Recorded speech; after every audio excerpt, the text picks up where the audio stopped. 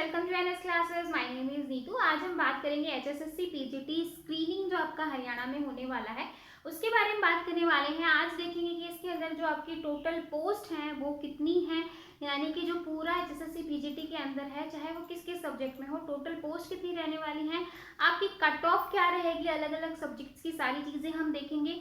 उसके बाद हम ये भी देखेंगे कि आपकी एडवर्टीजमेंट कब आई थी, और उसी के अकॉर्डिंग हम ये भी देखेंगे कि जो आपका एग्जाम डेट है वो क्या हो सकती है। उसके बाद हम पूरा एग्जाम पैटर्न देखने वाले हैं एचएसएससी का कि किस तरीके से आपका एग्जाम पैटर्न रहने वाला है और आपका क्या क्या सिलेबस रहने वाला है। तो सारी चीज़ों को हम वन बाय वन करके डिस्कस करेंगे, क्योंकि बहुत सारे बच्चों के डाउट आ रहे थे कि मैम एक बार फिर से जो है पूरा सिलेबस को डिटेल में करवा दीजिए। तो आज की जो वीडियो है वो पूरी डिटेल में होने वाली है, हर चीज़ को थोड़ा डीप में जाके देखेंगे ताकि आपके जितने भी डाउट्स हैं वो सारे क्लियर हो सकें। ठीक है, तो सबसे पहले हम बात कर रहे हैं कि आपकी टोटल पोस्ट कितनी रहने वाली है। तो टोटल जो आपकी पोस्ट होंगी वो यहाँ पर होंगी 3864। ठीक है, यहाँ पर आपके सारे सब्जेक्ट्स कवर हो जाएंगे। उसके बाद जो आपकी एडवर्टीजमेंट है वो 2 टाइम्स आई है। ठीक है, ये चीज़ आपको पता होनी चाहिए। एडवर्टीजमेंट जो है आपकी 2 टाइम्स आई है। एक आई थी आपकी सितंबर 2019 में और दूसरी आई है आपकी फैब 2020 के अंदर। ठीक है, तो 2 बार आपका जो है फॉर्म फिल किया गया है। अगर आप लोगों ने फॉर्म भरा है तो बहुत ही अच्छी बात है।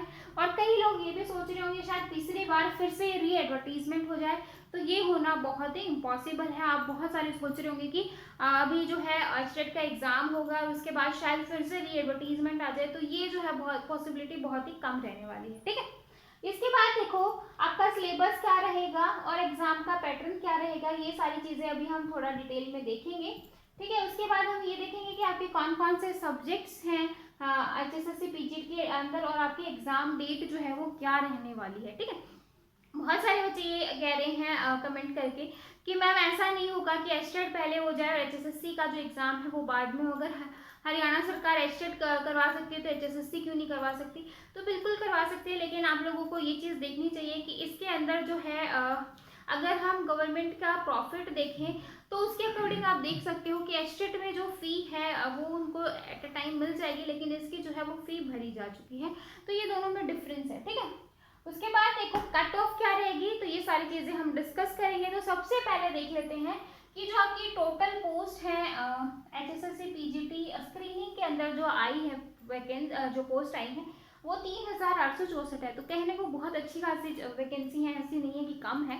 उसके बाद देखो आपका जो एडवर्टीजमेंट है वो 2 बार आई है, वो मैं आपको बता चुकी हूँ। एक तो सितंबर में आई थी और सितंबर में जो 2019 में आई थी तो तब कह रहे थे कि इसका जो एग्जाम है वो मार्च में होगा, यानी कि इसकी एग्जाम डेट भी आ गई थी भाई, इसकी एग्जाम डेट भी आ गई थी। लेकिन हरियाणा सरकार ने क्या किया, इसको फिर से री एडवर्टाइज कर दिया।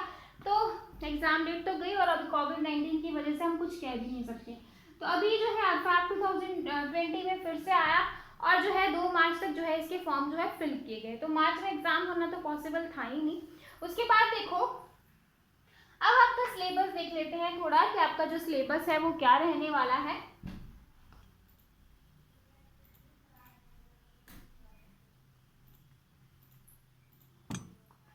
सिलेबस देखो पूरा एचएसएससी का ही देखना, चाहे कोई भी बच्चा हो एचएसएससी पीजीटी का वो देख सकता है। तो एचएसएससी पीजीटी में सबसे ज़्यादा जो टोटल 100 मार्क्स का आपका आएगा, 100 मार्क्स में से ये 2 पार्ट्स में डिवाइडेड है, 90 और 10। तो 90 मार्क्स जो है वो आपका रिटर्न होगा। ठीक है, और उसके बाद ये जो 10 है वो आपका इंटरव्यू नहीं है, ये जो है आपके सोशल के मार्क्स होंगे। ठीक है, सोशो के मार्क्स होंगे। अभी सोशो क्या होता है वो देख लो। अगर आपके घर में कोई गवर्नमेंट जॉब पे नहीं है तो आपको जो है 5 मार्क्स मिल जाएंगे। ठीक है, उसके बाद आपको एक्सपीरियंस कितना है, टीचिंग एक्सपीरियंस। कई होते हैं जिन्होंने डायरेक्ट ग्रेजुएशन किया, पोस्ट ग्रेजुएशन किया और उसके बाद स्टेट क्लियर कर लिया और उन्होंने फॉर्म को फिल कर दिया, मतलब उनको कोई भी एक्सपीरियंस नहीं होता एज अ टीचर। उसके बाद कोई ऐसे भी होंगे जो 10-10 साल से टीच कर रहे हैं और वो भी वेट कर रहे थे। तो दोनों में डिफरेंस किया जाता है और इनको जो है यहाँ पर एक्सपीरियंस और अगर किसी के घर में गवर्नमेंट जॉब है या फिर पेरेंट्स नहीं है तो उस तरीके से जो है इनको यहाँ पर मार्क्स दिए जाते हैं। तो 10 मार्क्स का ये हो गया। उसके बाद आ गया आपका 90 मार्क्स। इस 90 मार्क्स में से देखो, क्योंकि ये 90 मार्क्स ही जो है आपको एग्जाम को क्रैक करवाएगा, ये भी करवाएगा, लेकिन इसमें तो आप जो भी है जैसा भी है वही होगा, आप उसमें तो कुछ कर नहीं सकते। अब आ जाओ यहाँ पर कि 90 मार्क्स में से आप कितने मार्क्स जो है वो ले सकते हो। तो 90 में से आप देखो यहाँ पर 75% वेटेज और 25% जो है यहाँ पर वेटेज होगा। अब ये 25 और 75 का क्या रूल है वो देख लेते हैं। तो 75 है यहाँ पर आपके सारे सब्जेक्ट आ जाएंगे और 25% में आपका आएगा हरियाणा जी के। तो 90 में से 25% जो है आपकी हरियाणा जी के आएगी। तो आप सोच सकते हो कि हरियाणा जी के जो है वो आप लोगों के लिए कितनी ज़्यादा इंपॉर्टेंट है। तो आप हरियाणा जी के को बिल्कुल भी जो है इग्नोर नहीं कर सकते हो। तो हरियाणा जी के आपको बहुत ही अच्छे से करनी पड़ेगी और इतना ज़्यादा डीप में क्वेश्चन नहीं आते हैं। मैंने आपको बहुत सारी पूरी प्लेलिस्ट बना रखी है, सारे जो मैंने पूरे क्वेश्चंस करवाए हरियाणा जीके के वो सारे ही HSSC PGT के अंदर आए हुए हैं, ठीक है, अलग अलग सब्जेक्ट्स के अंदर। तो हरियाणा जीके हो गई आपकी। उसके बाद आ जाओ आपका हरियाणा जीके अगर 25% है, अगर 100 मार्क्स का होता तो डायरेक्ट 25 मार्क्स ही हो जाती, लेकिन ये 90 मार्क्स का है तो 22 या 23 नंबर जो है आप ये लगा सकते हो कि आपकी क्या आएगी, हरियाणा जीके आएगी, ठीक है। तो आप हरियाणा जीके को बिल्कुल भी इग्नोर नहीं कर सकते हो, आपको इसको बहुत ही अच्छे से और डिटेल में पढ़ना ही पड़ेगा अगर आपको जो है हरियाणा में जो जॉब चाहिए जो, ठीक है। उसके बाद आ जाओ 75% वाला रेशो क्या कहता है, इसको हम थोड़ा डिटेल में देख लेते हैं कि इसमें जो है कितने कितने सब्जेक्ट कितना कितना जो है किस किस में डिवाइडेड है। तो हर चीज को डिटेल में देखते हैं थोड़ा सा। हाँ जी, इस तरीके से आप देख सकते हो ये आपका 75% है और ये जो है आपका 25% है। तो यहाँ पर आप देख रहे हो कि आपका जनरल अवेयरनेस आएगा फिर 75 में, आपकी रीजनिंग आएगी, आपकी मैथ आएगी, आपकी साइंस आएगी, कंप्यूटर आएगा, इंग्लिश आएगी, हिंदी आएगी और उसके बाद जो आपका सब्जेक्ट कंसर्न है वो आएगा, ठीक है। तो यहाँ पर अगर मैं मानूं कि 90 में से अगर 22 मार्क्स की आपकी आ रही है हरियाणा जी के, यानी कि 22 मार्क्स के आपकी हरियाणा जी के आ रही है, तो इस 90 में से आपका कितना रह गया, 68 है ना। तो 68 मार्क्स का आप लगा सकते हो कि टोटल आपका ये वाला एरिया जो है यहाँ पर कवर होगा। तो general awareness, reasoning, maths, science, computer, English, Hindi और आपका जो भी सब्जेक्ट है, लाइक आपका हिंदी है, मैथ है, या फिर आप बायो से हो, केमिस्ट्री से हो, या फिर फिजिक्स से हो, या फिर कंप्यूटर साइंस है, आपका जो भी सब्जेक्ट है, फिजिकल एजुकेशन है, म्यूजिक है, तो जो है आप यहाँ पर देख सकते हो इस तरीके से जो है आपका रहने वाला है टोटल, ठीक है। उसके बाद यहाँ पर आ जाओ 22 मार्क्स ये जो है आपके फिक्स हैं और ये काफी इंपॉर्टेंट है। तो आप बिल्कुल ही मत सोचना कि मेरी जीके वीक है तो मैं इसको स्किप कर दूं, चाहे रट्टा लगा लो भाई, लेकिन ये तो आपको करना ही पड़ेगा, ठीक है। तो आपकी हिस्ट्री आएगी, करंट अफेयर्स आएंगे हरियाणा के जो भी हैं, आप करंट अफेयर्स के टच में रह सकते हो, literature, geography, civics, environment, culture of Haryana. तो ये सारी चीजें जो है आपके 25% के वेटेज में आने वाली है और उसके बाद 75% का वेटेज आएगा आपका यहाँ पर, ठीक है।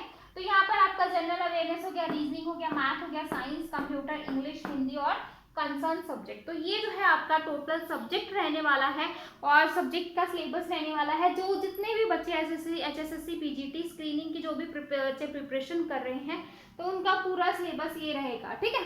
अब यहाँ पर देखो जो ऊपर वाला एरिया है, जहाँ मैं कहूँ अगर ये 5 मार्क्स का आता है, 5, 10, 15, 20, 25, 30 और 35,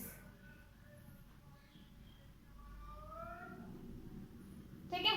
तो अगर हम इन सबको 5 मार्क्स में डिवाइड कर दें कि लाइक जनरल अवेयरनेस में से 5 मार्क्स, 5 क्वेश्चन आ गए, रीजनिंग में से 5 आ गए, आपका मैथ में से 5 आ गए, आपके साइंस में से 5 आ गए, आपके कंप्यूटर में से 5 आ गए, आपका इंग्लिश के 5 आ गए, आपकी हिंदी 5 आ रही है, तो टोटल जो है आपके 35% का वेटेज ये वाला पार्ट रख रहा है। तो आपका जो सब्जेक्ट कंसर्न होगा, मतलब आपका जो सब्जेक्ट का यहाँ पर सिलेबस रहने वाला है, तो सब्जेक्ट का आप लगा सकते हो 33 यानी कि 35 क्वेश्चन आप लगा सकते हो कि आपके सब्जेक्ट से आएंगे। तो इस 35 को भी आप जो है इग्नोर नहीं कर सकते हो क्योंकि 35 मार्क्स भी बहुत ज़्यादा इंपॉर्टेंट है।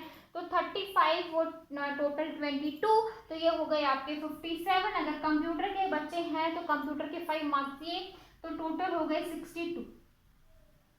62 मार्क्स ये हो गए। उसके बाद अगर आप ये सारी चीज़ें तो आपको करनी ही पड़ेगी, रीजनिंग देखनी पड़ेगी, मैथ्स देखना पड़ेगा और यहाँ पर आप एक चीज़ देख सकते हो कि आपकी नेगेटिव मार्किंग नहीं है। तो आपकी नेगेटिव मार्किंग नहीं है। इसका मतलब ये है कि आप सारे ही जो है यहाँ पर क्वेश्चंस को अटेम्प्ट करके आओगे, तो आपको ये पूरा आपको ये वाली चीज़ करनी ही करनी पड़ेगी। ठीक है, अब हम बात कर लेते हैं कि आपकी जो है कट ऑफ क्या रहने वाली है। ठीक है, उसके बाद हम देखेंगे कि आपका एग्जाम जो है वो कब तक हो सकता है। आई होप आपको ये पूरा क्लियर होगा, मैंने बिल्कुल डिटेल में करवा दिया है। इसके बाद जो भी वीडियो आएंगी वो सिंगल सब्जेक्ट्स पे आएंगे, लाइक ये जो 35 मार्क्स का यहाँ पर या 33 to 35 मार्क्स का जो आ रहा है, इसको हम देखेंगे कि मैथ का क्या सिलेबस रहने वाला है, कंप्यूटर साइंस का क्या रहेगा, बायो का क्या रहेगा। इन चीज़ों को हम डिटेल में देख लेंगे, क्योंकि बहुत सारे बच्चे कह रहे हैं कि मैम मैथ्स का सिलेबस बता दो, बायो का बता दो। तो मुझे लगता है कि एक बार मुझे करवा देना चाहिए। वैसे तो मैं कंप्यूटर साइंस टीच करती हूँ, तो कंप्यूटर साइंस का सबसे पहले हम कंप्यूटर साइंस को देखेंगे, उसके बाद हम बाकी सब्जेक्ट्स को भी देख लेंगे, ताकि आपको जो है सिलेबस का आइडिया हो सके। ठीक है, अब हम देख लेते हैं कट ऑफ। लास्ट ईयर जो कट ऑफ गई थी वो 69 गई थी। मतलब वैसे तो अलग अलग सब्जेक्ट में अलग अलग जाती है, लेकिन आप जो अगर मैं रफली आइडिया दूं आप लोगों को कि आप लोगों को 72 मार्क्स लेने ही लेने पड़ेंगे, यानी कि जर्नल की जो है कहीं कहीं पर 66 to 69 या कहीं कहीं पर 70 प्लस भी चली गई थी। ठीक है, तो सीधा सा ये है कि आपको जो है आपको अपना जो टारगेट लेके चलना है वो 80 मार्क्स का टारगेट लेके चलना है, कि 80 मार्क्स जो है मुझे यहाँ पर लेने ही लेने हैं। क्योंकि अगर आप 80 मार्क्स का टारगेट रखोगे तभी जो है वो कुछ होगा, अदरवाइज तो मुश्किल है कि एग्ज़ाम जो है आप क्रैक भी कर लोगे तो कुछ नहीं हो सकता।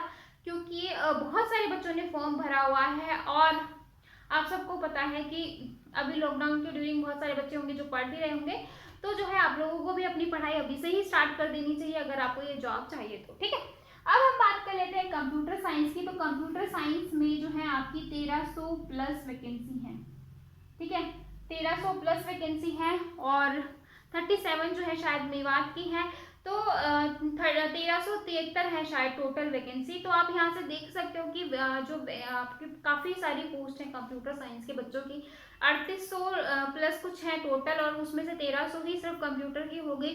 तो बहुत ही ज़्यादा वैकेंसी है आपकी, ठीक है, आपके पास। तो इसलिए मैं आपको कह रही हूँ कि अपनी प्रिपरेशन को अभी से ही स्टार्ट कर दो। तो कट ऑफ का आपने देख लिया कि आपको जो अपना टारगेट है एचएसएससी का 80 मार्क्स का लेकर चलना है। आप 80 मार्क्स का टारगेट लेकर चलोगे तभी जो है कुछ होगा, अदरवाइज जो है आप एग्जाम में कहीं भी सर्वाइव नहीं कर पाओगे। क्योंकि सोशो में अगर किसी के मार्क्स बन गए, अगर किसी के रिटर्न में कम आए हैं और वो सोशो में ज़्यादा ले गया, तो अगर आपने रिटर्न में ज़्यादा लिए हैं और आपके सोशो में मार्क्स नहीं हैं, तो आप वहीं पर जो है पीछे रह सकते हो। तो इसलिए अगर आपका सोशो वाला बैकग्राउंड में 10 में से अगर आप सोच रहे हो कि मुझे मार्क्स नहीं मिलने वाले, तो आपको बिल्कुल रिटर्न में जो है बहुत ही अच्छी अपनी परफॉर्मेंस देनी होगी, तभी आप एग्जाम को क्लियर कर सकते हो। ठीक है, आई होप आपको सारी चीज़ें स्टेप बाय स्टेप क्लियर हुई होंगी। अगर फिर भी आपको कोई डाउट है तो आप कमेंट सेक्शन आप लोगों के लिए हाजिर है, बिल्कुल जो है आप डाउट अपने पूछ सकते हो। ठीक है, अब हम कट ऑफ हमने बात कर ली है। कट ऑफ मैंने रफली आइडिया दे दिया है। कोई भी सब्जेक्ट में आप अलग से ये मत सोचना हिंदी की क्या होगी, केमिस्ट्री की क्या होगी। ये केमिस्ट्री की लास्ट टाइम 69 गई थी, तो ये जो है आप रफली है कि आपको 70 का जो है 70 तो आपको लेना ही लेना है, क्योंकि इतनी जो है वो कट ऑफ जाएगी ही जाएगी। उससे ज़्यादा भी चली जाए तो कुछ नहीं, क्योंकि नेगेटिव मार्किंग नहीं है। अब हम बात कर लेते हैं एग्जाम की, कि जो आपका एग्जाम है भाई वो कब होगा। सबसे बड़ा और सबसे मेन पॉइंट है कि भाई एग्जाम कब होगा, क्योंकि सितंबर 2019 में जब ये पोस्ट आई थी तभी से बच्चे जो हैं बहुत लगे हुए हैं कि हमें जो है इस एग्ज़ाम क्लियर करना है, क्योंकि काफ़ी अच्छी जॉब है। क्योंकि आपका इंटरव्यू भी नहीं है, सिर्फ आपको ये रिटर्न देना है, और रिटर्न के बाद जो है डॉक्यूमेंट वेरिफिकेशन होंगे और आपकी जॉब जो है वो यहाँ पर हो जाएगी। लेकिन आपको रिटर्न में बहुत अच्छा करना है, तभी जो है आप यहाँ पर एक जॉब ले सकते हो। तो सितंबर में जो है आपकी ये पोस्ट आई थी, नोटिफिकेशन आई थी, एडवर्टीजमेंट नंबर आया था, और तभी से बच्चे जो है वो काफ़ी लंबा वेट कर रहे हैं, यानी कि अभी 1 ईयर हो जाएगा। तो अगर हम एग्ज़ाम डेट की बात करें तो एग्ज़ाम डेट यहाँ पर बताया जा रहा है कि मार्च 2021 तक शायद जो है आपका एग्ज़ाम उससे पहले कंडक्ट हो जाए। तो आपके पास टोटल जो है 5 to 6 मंथ है, और इस 5 to 6 मंथ में जो है आपको अपना बेस्ट देना है, क्योंकि अगस्त चला गया है। तो सितंबर, अक्टूबर, नवंबर, दिसंबर और जनवरी, तो जहाँ तक बताया जा रहा है कि जैन या फेब में जो है आपका एग्जाम हो जाएगा। तो टोटल जो है आपके पास 4 मंथ है। तो इस 4 मंथ में आपको अपनी जी तोड़ मेहनत करनी है, तो अभी से ही अपनी मेहनत स्टार्ट कर दो। लास्ट में ये ना हो कि भैया अगर मैं 1 महीना पहले स्टार्ट कर देता तो शायद मेरा क्लियर हो जाता। अगर आप 1-2 मार्क्स से रह जाते हो तो आप शायद उस चीज़ को कभी नहीं भूल पाओगे, क्योंकि वैकेंसी जो है वो हर रोज़ तो आती नहीं है, ठीक है। तो इसलिए ये है कि 4 महीने हैं, तो 4 महीने हैं तो आप अपनी पढ़ाई अभी से ही स्टार्ट कर दो। आप लोगों के लिए बहुत ज़्यादा बेनिफिट करेगा, अदरवाइज जो है आप लोगों को बहुत ज़्यादा दिक्कत होने वाली है, ठीक है। तो आई अब आपको पूरी चीज़ें जो है वो क्लियर हो गई होंगी। टोटल पोस्ट कितनी है, एडवर्टीजमेंट आपका कब आने वाला है, एग्जाम कब होगा, सिलेबस आपका क्या रहने वाला है। उसके बाद सब्जेक्ट्स देख लेते हैं कि किस किस सब्जेक्ट्स में जो है पीजीटी का एग्जाम कंडक्ट करवाया जाता है। तो सब्जेक्ट जो आप लगा सकते हो, बायो हो गया आपका, केमिस्ट्री हो गया, क्योंकि आप सबको पता है पीजीटी कौन होता है। पीजीटी वो होता है जो 8 to 12th स्टैंडर्ड को पढ़ाते हैं। तो 12th में आपके जो है पीसीएम आ जाता है। तो यहाँ पर आप लगा सकते हो bio, chemistry, math, Hindi, English, physical, computer, ठीक है। और उसके बाद जो है आपके काफ़ी सारे सब्जेक्ट्स और हैं, म्यूजिक हो गया, बहुत सारे सब्जेक्ट हैं, ठीक है। ये सारे मैंने ऐसे बताए हैं आपको, इतने सारे सब्जेक्ट होते हैं और भी ज़्यादा हैं। फिजिक्स हो गया, तो काफ़ी सारे सब्जेक्ट हैं। तो ये सारे जो सब्जेक्ट हैं आपके 1364 जो वैकेंसी, सॉरी 3864 जो वैकेंसी आई हैं उनके अंदर ये सारे ही इंक्लूडेड होंगे, ठीक है। तो सबसे ज़्यादा वैकेंसी कंप्यूटर साइंस में है, तो नो डाउट कंप्यूटर साइंस के बच्चों को बहुत ही ज़्यादा मेहनत करनी है, क्योंकि कॉम्पिटिशन बहुत ही ज़्यादा है। अगर आपको फिर भी कोई डाउट है सिंगल पॉइंट पे, तो आप कमेंट सेक्शन में पूछ सकते हो। अगर आपको कोई किसी और चीज़ में वीडियो चाहिए तो भी आप कमेंट सेक्शन में बता सकते हो, ठीक है। तो फिर मिलेंगे नेक्स्ट वीडियो में, हम डिस्कस करेंगे कंप्यूटर साइंस के सिलेबस को, डिटेल में डिस्कस करेंगे आपके एचएसएससी का, कि एचएसएससी पीजीटी में डिटेल आपका कंप्यूटर साइंस का सिलेबस क्या रहने वाला है, ठीक है। तो फिर मिलेंगे ऐसे नई वीडियो के साथ, तब तक के लिए बाय एंड थैंक यू।